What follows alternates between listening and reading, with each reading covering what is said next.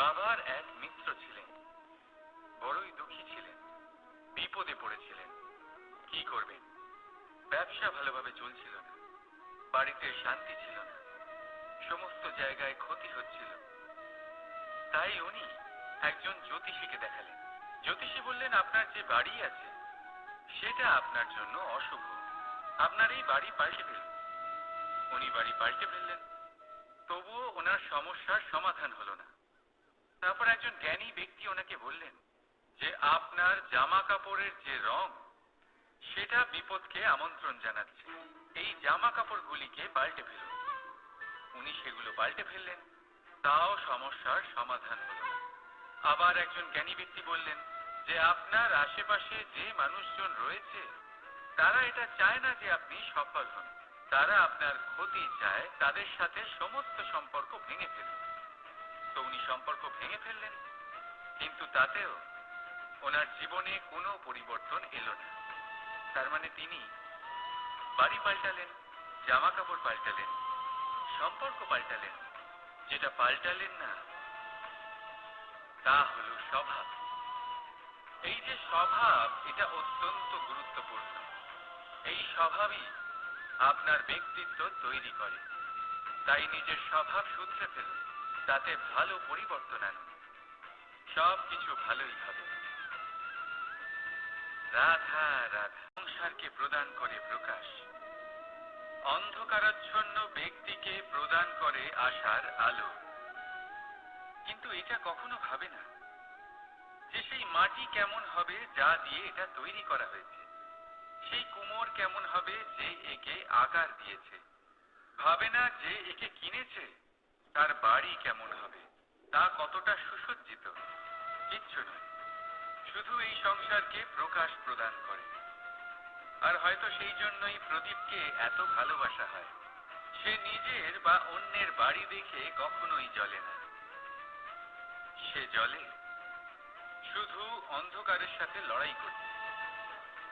তাই আপনিও নিজের ব্যবহার এই প্রদীপের মতো করে তুলুন, নিজের পরিচয় সরিয়ে নিঃস্বার্থভাবে কর্ম করে যান, আর নিজের জন্য এক নতুন, এক বিশাল, এক অদ্ভুত পরিচয় তৈরি করুন। রাধা রাধা। এই সংসারে প্রত্যেক ব্যক্তি বড় কিছু করতে চায়, এমন কিছু যা এই সংসারে কেউ আগে কখনো করেনি। এমন জায়গায় পৌঁছতে চায় যেখানে এর আগে কেউ কখনো পৌঁছতে পারেনি। আর কেউ কেউ এতে সফলতা অর্জন করে। কিন্তু কিছু মানুষ অসফল হয় কেন? এটাই আমার প্রশ্ন। না তো তাদের ইচ্ছেতে কোনো কমতি থাকে, না কমতি থাকে তাদের চেষ্টায়। তাহলে কেন এরা পিছিয়ে পড়ে? এর উত্তর বড়ই সরল। এই সংসার। আপনাদের বলি কিভাবে। আপনারা সকলে সংসারে মহান কাজ করতে চান, সেই মান, সেই সম্মান পেতে চান যা এর আগে কেউ কখনো পায়নি। কিন্তু আপনার সমস্যা এটাও যে এই কাজে সংসার আপনার সাথে থাকছে না। বড়ই অদ্ভুত ব্যাপার। দেখুন, ভুলে যান গোটা সংসারকে, জীবনে একা একা এগিয়ে চলুন। গঙ্গোত্রী থেকে যখন একটি জলের ফোঁটা বেরোয় তখন সেটা শুধু এক বিন্দু জল। তারপরে যখন সে তার যাত্রা শুরু করে অন্য জলের ফোঁটার সাথে মিশে, তখন সে স্রোতে পরিণত হয়, গঙ্গাতে পরিণত হয়।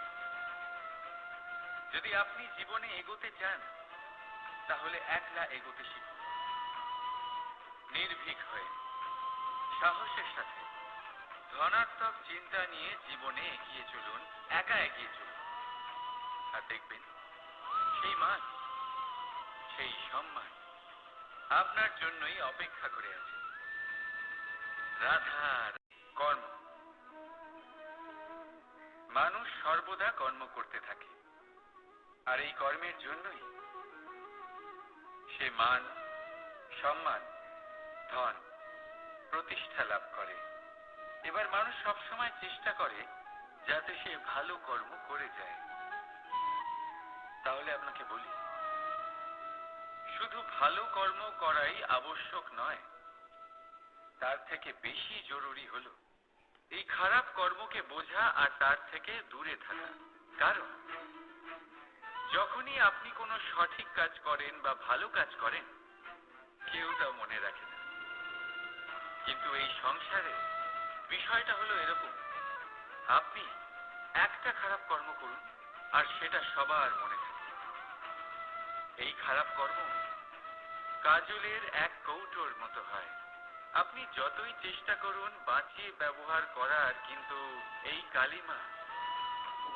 কালিমা কোথাও না কোথাও অবশ্যই লেগে থাকে। সেই জন্য জীবনে ভালো কর্ম অবশ্যই করুন, কিন্তু তার থেকেও বেশি জরুরি হলো এই খারাপ কর্মের থেকে দূরত্ব বজায় রাখা। আর এটা অবশ্যই করবেন। রাধা রাধা।